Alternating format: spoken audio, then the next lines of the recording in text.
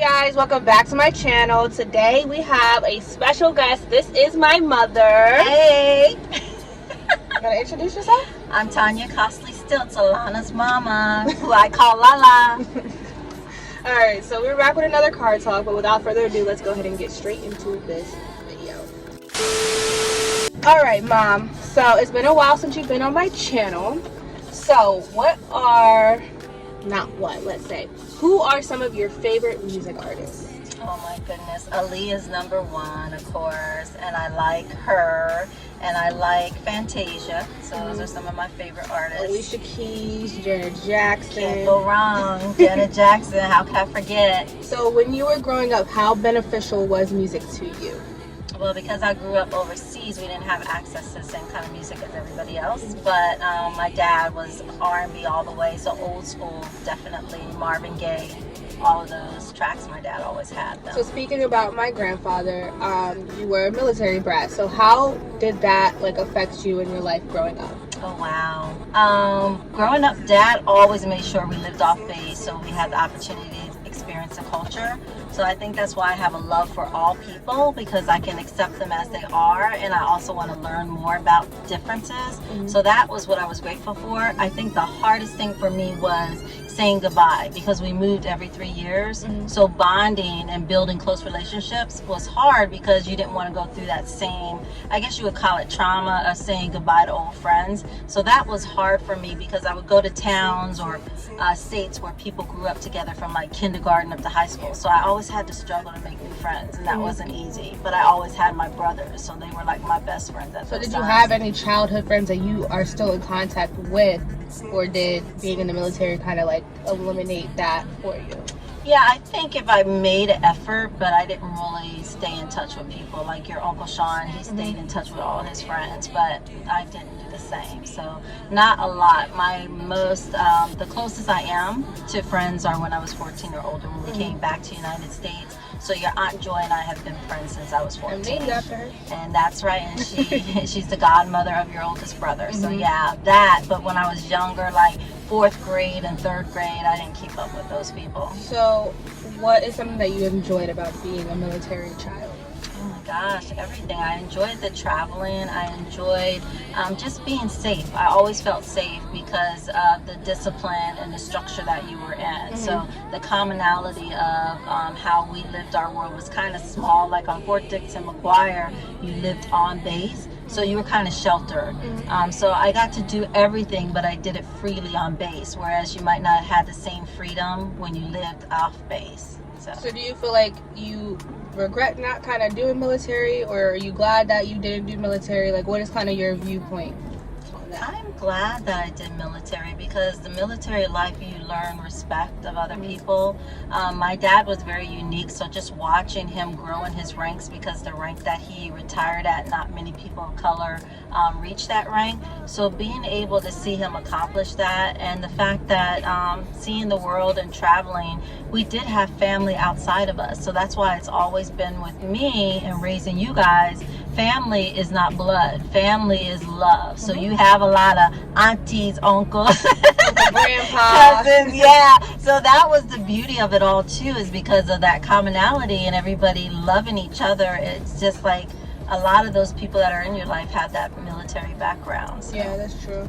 So do you kind of regret not having us involved in that type of lifestyle, or are you glad that you didn't marry or go into the military yourself? Yeah, I think I purposely chose not to marry military, and it's only because my mom made a lot of sacrifices, and I saw that. She was pretty much raising us on her own. It wasn't like my dad didn't love us, but being in the Air Force, he went on TDY, which a lot of people know is temporary duty. So he would be sent to Korea, he would be sent to Japan or Germany, and my mom was being that parent for, we don't take on the role of dad, but she had to take on the role of supporting us all alone. So that part I saw. And then many people know my story. I didn't see my dad till I was a year old, because he was in Vietnam when I was born. So just not being able to see him, or him not coming back. So those kind of things weighed heavy on me. So that was one of the biggest reasons why I chose not to marry military. Right. So, being that, Pop-Up was in the Air Force, Grammy was home raising you, how did that relationship show you how a relationship should be as you got older? Because he wasn't around, Grammy did a lot. Like, did you see a good example of a loving relationship? Oh my gosh, this is feeling like therapy. I didn't see a relationship. That's hard. I'm sorry to say that. I knew my parents loved each other, but I didn't see that interaction a lot. My parents never fought in front of us, so when my parents divorced after 26 years, it was a shock because we didn't see. So I never seen that compromise, that communication. Oh, you're making me look at myself in a different way. So I didn't really see that. Not that, it was violence or anything like that. It was just that there was no like example, because so you of kind of that. had to like figure it out on your own because you didn't see how your parents kind of interacted, whether it was good or bad. That's what you're saying. Correct. So Yeah, I think because my dad, we went to church, the Yeah. seed was planted, but my dad didn't go to church. Mhm. You know what I mean? So I didn't see, that's a prime example of a family going to church. So Mhm. when I had you guys, the man that was in my life, that was one of the things I wanted to make sure that that person was worshiping with us. Right. That person wasn't sitting watching football while mom and the kids were going to church. That was Right. just something that was really important to me. So now, as you are older, we're not going to say your age, but as you are older, how has your idea of a relationship changed? Because you said you didn't have that example as a child, kind of growing up, seeing, even though like you technically grew up in a 2-parent household, you didn't get to see how it was. Right. So how, as an adult, did you kind of learn to get where you are now? Well, I'm still learning, because I'm not in a relationship. I'm dating, but what I'm not in is like, I'm not married. So every day is something different. I think like in the relationship I'm in, I like it a lot because what I title it as, and my girlfriend, I was telling her, it's a mature love. Because, when I was in a relationship at 22, I was totally different than I was at the age that I am now. So a mature love is where you can talk things out, where you can censor your reaction to certain things. So Right. those are things that I'm learning about.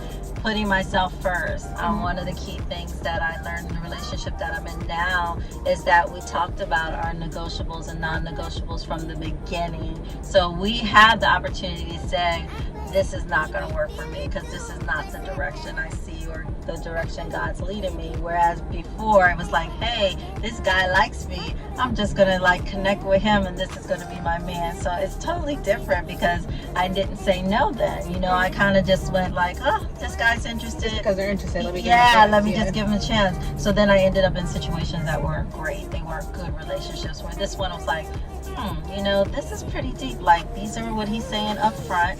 I'm not trying to change who he is to fit what I mapped in my head. But if I want this, then I'm going to try to change myself so that some of this can align. Try to talk it out. Like, what are you going to give? What am I going to give? It's like a give and take, which is really nice. It's really healthy. I like that. So you were married. I was. So what did you learn about marriage in that time? Well, as a child, I always told you I knew I wanted to be a mom, Yep. but I didn't want to be a wife. So I don't know where I got that from. I don't know why. I don't know if it was like I didn't really want to compromise. I'm not sure. But I love being a mom. I love giving birth. I love raising my kids. But when I got married late. I got married at 38. So that's later in life. To a good person, but it wasn't something that was on my priority list. If I would do it again, I would definitely make sure that it's somebody that I can grow with and be in a partnership with, and that person's going to be my bestie. That's what I'm looking for. Okay, so we're talking about energy and protecting your space. So what do you have to say about that topic? I know that as you matured and got older, things were like traumatic to you and you would always get upset because I wouldn't get upset. And then you would be like, Mom, why aren't you like a... It's because, I have been blessed with perfect peace. And and that's something that I encourage all women to find, is to have that peace. Mm-hmm. Perfect peace, and be protective of that peace, because you should not allow anyone to interrupt that peace, and anyone can have it. But I tell you, it's a valuable tool to have, because knowing that in the long run things are going to end up in your favor is what broadens that peace and allow it to grow. To speak on that, like, I feel like I learned to protect my peace because we were instilled in therapy at a young age. So even though at first it was kind of like mandatory because of the situation that we were in at the time, and that would probably be a video for another time when we are comfortable enough to delve into it. Right. But I started therapy when I was about 5, like 4 or 5. Yeah, 5. I was 5 years old when I first went to therapy, and we kind of bounced around. We were with the same person up until I was like, I think I was at least 15. I was with her for a while. Mm-hmm. And then I kind of stopped, went back because another situation had occurred where I had to go back to therapy again, and then stopped again. So I kind of went in and out. So now that I'm in therapy with a therapist, I feel like I can actually connect with, even though I've only been with her for a month now. I've learned the importance of protecting my peace. Ooh, I'm like tearing up.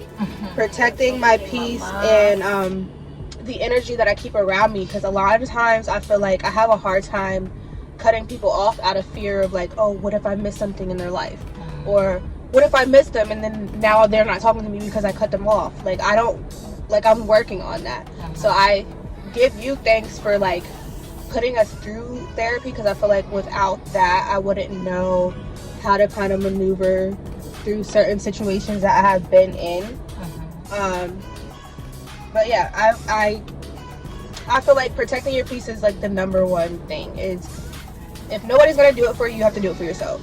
And the thing about it is that all of us have a story. Yeah. I tell that to everybody. You can sit there in front and wear a mask like everything is rosy, everything is perfect, but we all have a story, because there's all types of trauma. There's different types of trauma. It could be domestic violence. It could just be someone that's been dropped off at a neighbor's house to live for a few years and then mom comes back. There's always some type of trauma. But the thing about the trauma is that you have to work through that. And when you work through that trauma, the biggest thing that you can do to get through that trauma is to forgive the person that initiated that trauma. So that's how I totally got that perfect peace, is I forgave the person who brought trauma into my life. And then after that, it was like, okay, I'm done. You don't go back to it, you move forward, but you have to realize that that perfect peace can come to fruition. But it takes a lot of self-growth. It takes a lot of self-monitoring, but it also takes forgiveness. And sometimes that perfect peace, to get to that point, means that you have to let go of certain family members too. Oh, amen. And it's not just people on the outside. People around you can cause you trauma too. And you have to learn to how they can be in your life without being in your life. Like, you can check up on them every once in a while without having to talk to them every single day. And it's a choice that you have to make for you. Right. And I feel like a lot of people forget to put themselves first. You have to put yourself first in order to achieve peace in your life. And once you have that peace, you have to learn how to keep that peace by learning and doing what you have done to get to that point. So it's all a constant growth and a constant lesson throughout life. And like, I'm only 24, so I know I'm going to deal with a lot of stuff as I grow, but I'm working on myself now. And I always say this, I'm working on myself for me, but I'm also working on myself for my future kids and my future partner. Right. And it's important to do that self-work now in my 20s before I get into my 30s and 40s. And now I'm like, oh, this is just how I am. Like, you have a choice. My eye keeps watering. You have a choice to change, and you have to it's all good. Make yourself the priority. Yeah, and you're gonna make dummy moves, You might do something really stupid at 28 and be like, I wish I never did that. But the thing about it again is, we talk about forgiveness and forgiveness of others. You gotta forgive yourself. Girl. That's facts. yeah. But yeah. Now that you see me going in my young adulthood, what is something that you hope that I take with me as I'm on my dating journey? Wow. There's so much that I want for you. I want you to be happy, but also I want you to realize that happiness isn't just a feeling. It also requires work. Relationships require work. And I know people every day hear that, but it's a reality because there's no fantasy world, and that's where I was in my 20s. Like, oh, everything's wonderful. This person loves me, but there's going to be times where you're not going to like that person. Right. There's going to be times where that person's going to upset you. There's going to be times when people are going to disappoint you, especially somebody you love. So that's where you hear me often say grace. You have to give people grace because it does work out. You definitely don't want to connect with somebody who truly does not have you as a priority. That's important because they can be angry at you for 10 or 15 minutes, but they know that you are a priority, that they want this to last. So it's the work that I want you to keep in mind, but I also want you to value yourself. You know, don't look for your value in someone else because that's not going to be a good ending. It's not going to be a good outcome. So you want to make sure that you value yourself so that when you present yourself to that husband, that he also sees that you value yourself, because when you display that, that person's going to value you just as much. So that's priority. Well, we talk about the importance of doing self-work. So, you know, like I'm on my healing journey, and I feel like where I'm at now in my 24th year, I have prioritized myself more because I feel like you're my mom, so like you've seen me go through the things that I've gone through, and I know like you always wanted to protect me. Yes. But it's like you couldn't always protect me because it's like, all right, she's an adult now, she has to figure it out on her own. So what is one thing that you wish I could have changed through this journey before I got here? You know, I don't wish you change anything because you said the key word, and the key word is journey. Like, my journey is not your journey. And no one said that living on this earth was going to be easy. So as you went through this journey, you grow. Like, we make mistakes. Mistakes equals growth. So you're going to mess up, you know. There's nothing that I would change that you've done. Would I not have wanted you to hurt? Quite naturally. I'm your mom. I'm a nurturer. I don't want you to hurt. Right. But the thing about it is you had to go through that hurt because you're going to be blessed with something bigger and better, because that hurt is only going to strengthen you. So there's nothing I could tell you that I wish you didn't do, because I kind of feel that there's times where you minimize your successes. You know, I want you to celebrate your successes. You know, not too many people have an associate's degree and 2 bachelor's degree. And it's like you get it in that moment, but you forget about it for the future. You should be celebrating that stuff every day. Just because you accomplished something doesn't mean that you stop celebrating what you accomplished. So for your journey, I can't wait. Like, I can't wait. Like, you know that I don't even care if I don't have grandkids, and it's not even a vain thing, but it's just that I want you to be happy. I want you to be able to travel the world if that's what you want to do. I want you to be able to start 2 or 3 businesses if that's what you want to do, because I'm your #1 fan. I'm like your cheerleader. I'm just like waiting for it to happen. So I know good stuff is going to happen. But journeys are journeys. That's what they're meant to be. Bumps and bruises all the way. I wouldn't be where I am if I didn't have those. That is true. Okay, so honestly, there's a lot of good tips in this video, but what is one thing you want to give to people in my generation to hold as a gem as they are going through their journeys, whether it's through relationships, school, or whatever? What is something that you want to say to the audience? Wow. You know, I'm probably going to flip people out because, you know, I'm going to go on the spiritual tip. You know, that's what's brought me as far as I've had. When I look back to where I was to where I am now, my faith, faith is very important. You know, I can't tell people what to believe, but to have faith is important. To know that there's always something better out there waiting for you, that's important, because you know that you have to work towards something in order to get blessed. So I feel like for young people today, there's so much going on, but if you stay focused and you have that divine intervention or that connection, you know, and it's only between you and that connection. Don't allow outside sources to impact you, to take you off of that journey. If you stay focused, you can accomplish so much, but you also have to acknowledge that this is for you and it's not for somebody else. Yeah. Alright guys, we're gonna end this video here. You guys learned a lot from my mom, and to see the woman I'm telling y'all, to see the woman here now and the age that she's in and the age that I am compared to where we were when I was in middle school is a complete 360, whatever you want to call it. It's a change. My mom has become such a relaxed woman, I can say. Like, she really knows what she's talking about because she's been through a lot in her life, and I have learned so much from her.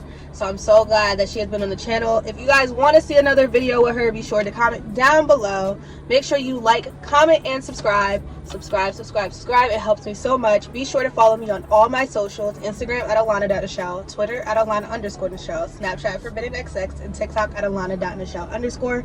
You will not be following my mom on social media. So I will see you guys in the next video. Remember, much love and positive energy, and we'll see you next time. Bye. Bye.